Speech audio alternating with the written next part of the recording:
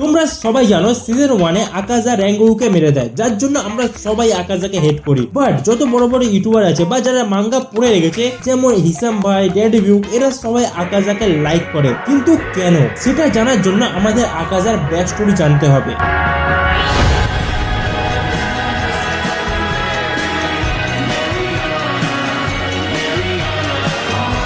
আকাজা যখন ছোট ছিল তখন আকাজার বাবা অনেক অসুস্থ হয়ে পড়ে, যার জন্য আকাজাকে অনেক ছোট বয়স থেকে কাজ করতে হয়। এবার আকাজার বয়স যখন 11 বছর হয় তখন আকাজার বাবার শরীর এতটাই অসুস্থ হয়ে পড়ে যে আকাজার কাছে চুরি করা ছাড়া কোনো অপশনই বাঁচে না, যার জন্য আকাজাকে অনেক স্ট্রং এবং ফাস্ট হতে হবে যাতে ওকে কেউ ধরতে না পারে। কিন্তু তারপরেও আকাজা ধরা পড়ে যায় এবং ও খুব মার খায় এবং ওর গায়ে একটা ট্যাটু বানিয়ে দেয়, কারণ ওই সময়তে ট্যাটুওয়ালা লোকেদেরকে ক্রিমিনাল ভাবা হতো। থার্ড টাইম যখন আকাজা ধরা পড়ে তখন আকাজা হাত কেটে দেওয়ার ভয় দেখানো হয়, কিন্তু আকাজা বলে আমার হাত কেটে দিলেও আমি পা দিয়ে চুরি করব, কিন্তু আমি চুরি করবই। এবার যখন আকাজা ঘরে যায় তখন দেখে ওর বাবা সুইসাইড করে নিয়েছে এবং সুইসাইড নোটে লেখা ছিল, বাবু তুমি আমার জন্য চুরি করো না, আমি এই চুরির টাকায় বাঁচতে চাই না, তুমি নিজের লাইফকে আবার প্রথম থেকে শুরু করো, দেখবে সবকিছু ঠিক হয়ে যাবে। এসব পর আকাজা অনেকই স্যাড হয়ে যায়। ও ভাবে বাবা ওকে কেন সরি বলছে, এসব তো ওর দোষ, ও টাকা আনতে পারেনি যার জন্য ওনাকে সুইসাইড করতে হলো।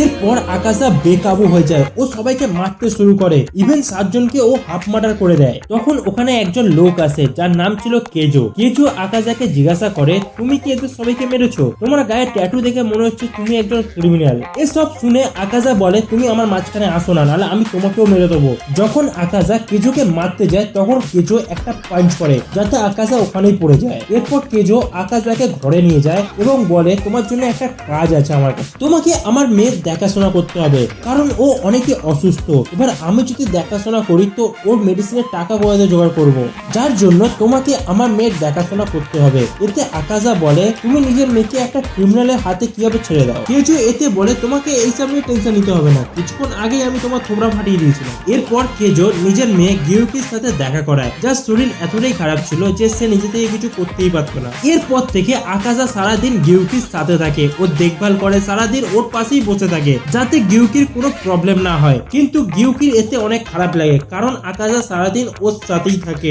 না, অন্য বাচ্চাদের সাথে খেলাধুলা করে, নিজের লাইফ এনজয় করে। যাতে আকাজা বলে, তুমি এইসব নিয়ে টেনশন করো না, কারণ আমার বাবাও তোমার মতনই অসুস্থ ছিল, আমি আমার বাবার কাছেই সারাদিন বসে থাকতাম, তো এইসব আমার অভ্যাস আছে, আর আমার খেলাধুলা বা এনজয় করার কোনো শখ নেই। একদিন আকাজা গিউকিকে বলে, আজকে তোমাকে এক জায়গায় নিয়ে যাব, আজকে রাতে ওখানে ফায়ার বেস হবে যেটা অনেকই সুন্দর হয়। গিউকি এতে বলে, আমি তো যেতে পারবো না, তোমাকে একাই চলে যাওয়া দরকার আর এনজয় করা দরকার। এতে আকাজা বলে, গেলে আমরা দুজন একসাথেই যাব, সে আজ না হলে পরের বছর না হলে তার পরের বছর, কিন্তু দুজন একসাথেই যাব।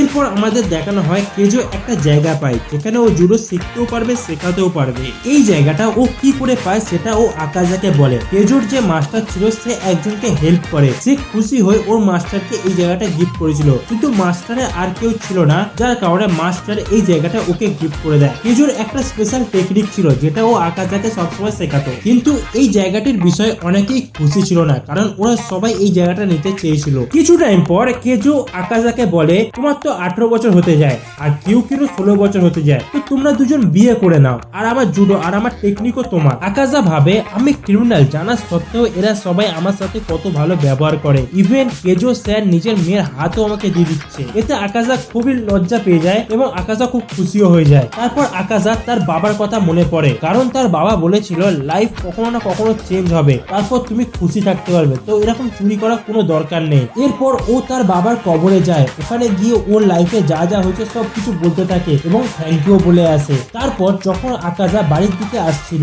তখনই ওর একটা বাজে ফিলিং হয়, তখনই একজন আকাজার কাছে এসে বলে, ওরা এটা কিভাবে করতে পারে, ওরা সবাই কেজো স্যারের কুয়াতে বিষ মিশিয়ে দিয়েছিল যাতে কেজো স্যার আর কাগুয়া দুজনই মারা যায়। এই সব শুনে আকাজা পুরোপুরি পাগল হয়ে যায়, ও সবাইকে মারতে শুরু করে দেয়, ওকে সবাই দেখে ডিমান বলছিল। ও 68 জন লোককে মেরে দেয়, না কোনো ওয়েপেন ইউজ করে, শুধুমাত্র হাত দিয়ে 68 জন লোককে মেরে দেয়, যেটা শুনে মুজানও ওখানে চলে আসে। আকাজা মুজানকেও মারতে যাচ্ছিল, কিন্তু মুজান আকাজাকেও ডিমান বানিয়ে দেয় এবং আকাজার সব মেমোরিকেও মিটিয়ে দেয় এবং ওকে বলে দেয় শুধুমাত্র স্ট্রং হতে। তো এই ছিল আকাজার ব্যাক স্টোরি। তো তোমরা সবাই বুঝে গেছো আকাজাকে কেন সবাই লাইক করে। তো ভিডিওটা ভালো লেগে থাকলে লাইক করে দাও আর চ্যানেলটাকেও সাবস্ক্রাইব করে দাও। তো দেখা হচ্ছে নেক্সট ভিডিওতে।